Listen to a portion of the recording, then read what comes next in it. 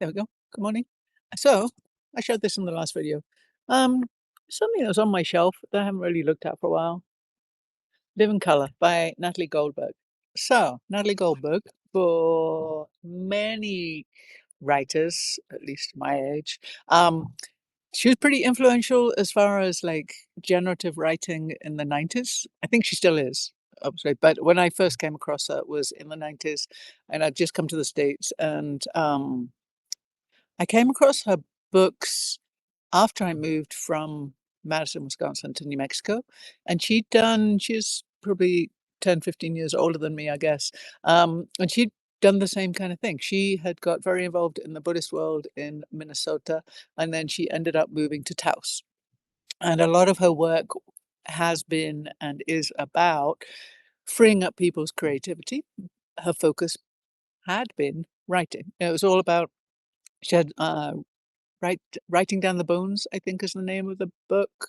I don't think I have a copy, but it's a really good book.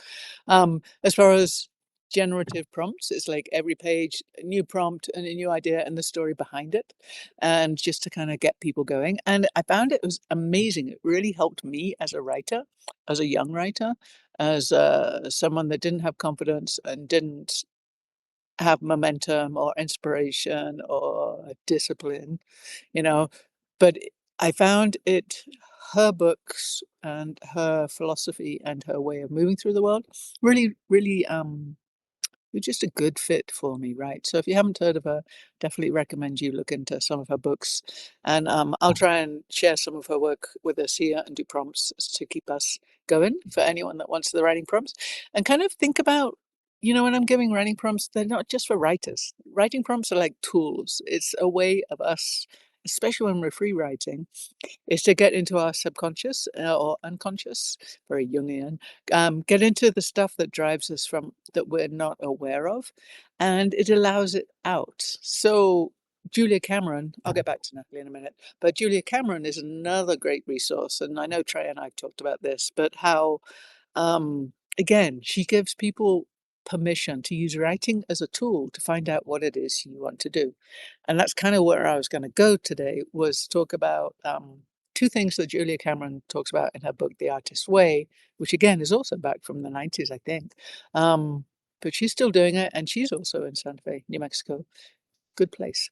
But two premises that she bases all of her experience of teaching people to be more creative in life, and that's really something I'm passionate about, and that's something that is driving what I'm trying to do here and what I'm trying to do in different aspects, and what I would really like to encourage us to do, um, all of us to do, is to be more creative, right? So, anyways, morning pages and the artist date. These are the phrases that Julia Cameron uses. So, the morning pages are basically another way of saying journaling.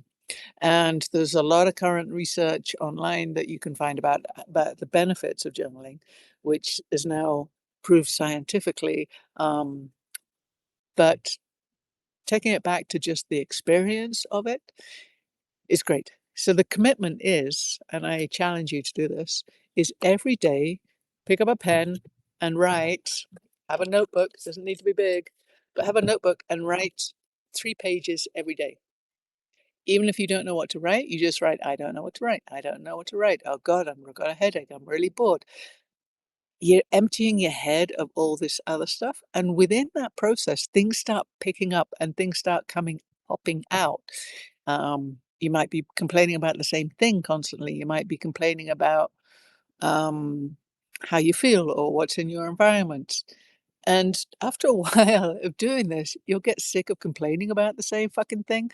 And so you're either going to get over it if it's not something you can change, it's not something in your reach, or you're going to take action and take some agency and be like, God damn it. Okay, I'll cut I'll cut that tree back, or okay, I'll paint that wall, whatever it is, right? So think about like the journals, writing in your journal every morning and super commit to it. Try it for a month. Do an experiment. Try it for a month. Commit to it. Just write. Do not reread it. Don't go back. Just write it out. Empty your head, and you will just start noticing the things that you dreaming about. You'll start noticing things that you're complaining about that you can do something about. You'll start noticing things that you appreciate. You'll just get a lot of that. You'll empty your head every morning and you'll start your day fresh. And so I do it. I make a cup of coffee or tea and sit in bed and write. And it really makes a difference. And I know I just said don't read it, but don't read it for like, say, till you finish that notebook and then go back and you'll start picking up on things that are like, oh, okay, because we're not editing ourselves as we write this stuff.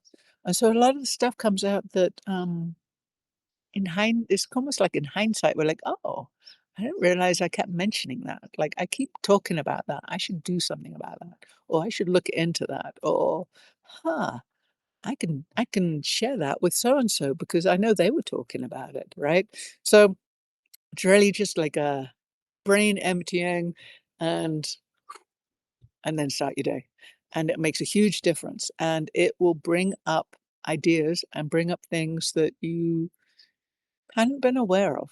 And it's kind of magical, right? So, anyways, so that's one commitment I'd really like you to do is that write every day in the morning, 3 pages, unedited. And the other one is that she talks about is the artist date. And that is giving yourself time each week just for you, not even with the dogs. It's really tricky not to bring the dogs, but once a week to do something different. Do something that would feed that side of you. Um, Examples like if you're I imagine most people live in cities and towns and stuff, not like this. But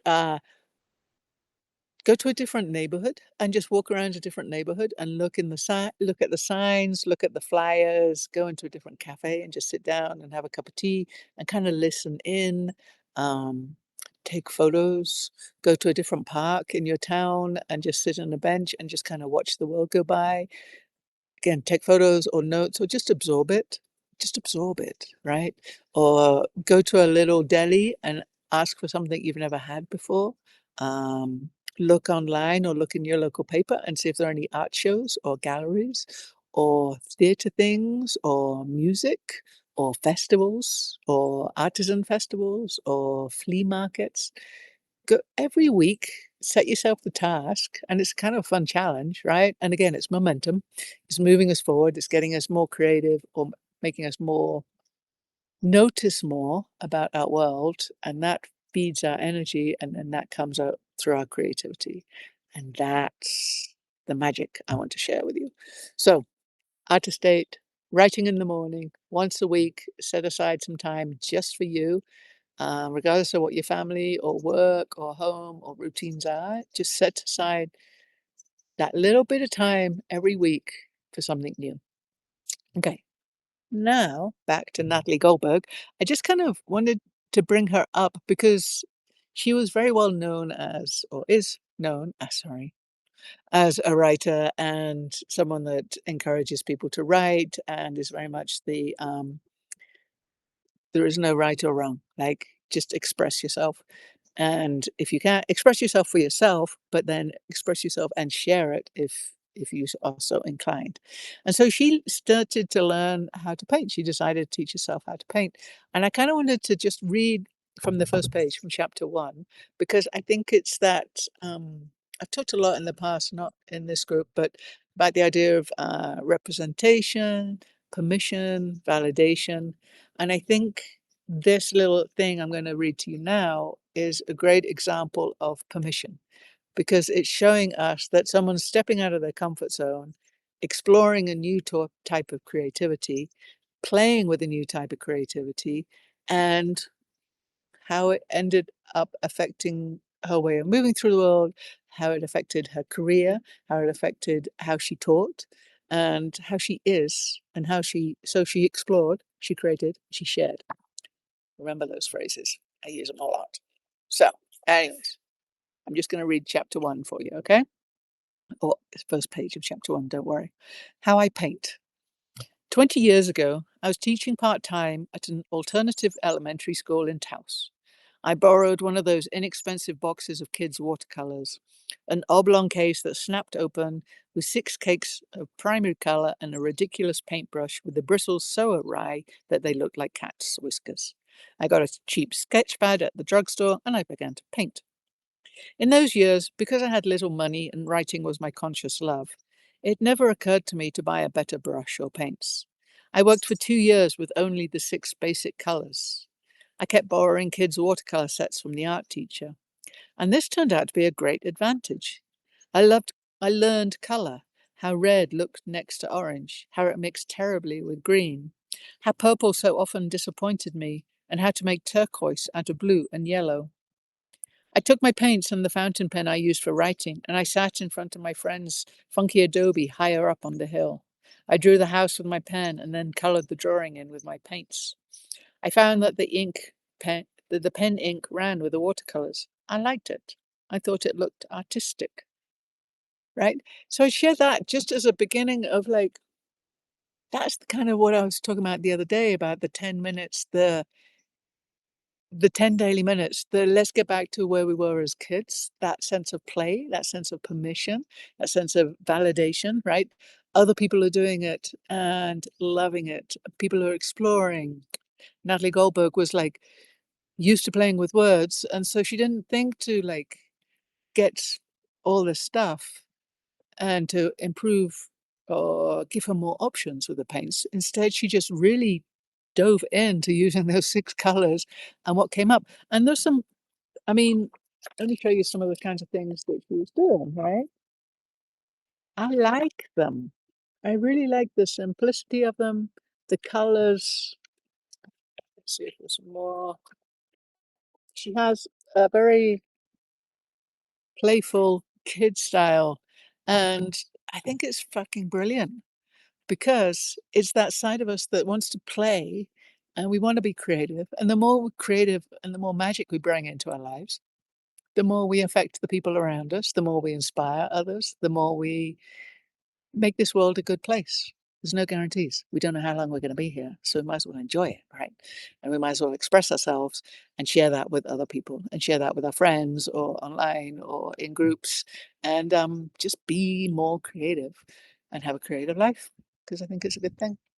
Okay, I think that's enough of a talk today.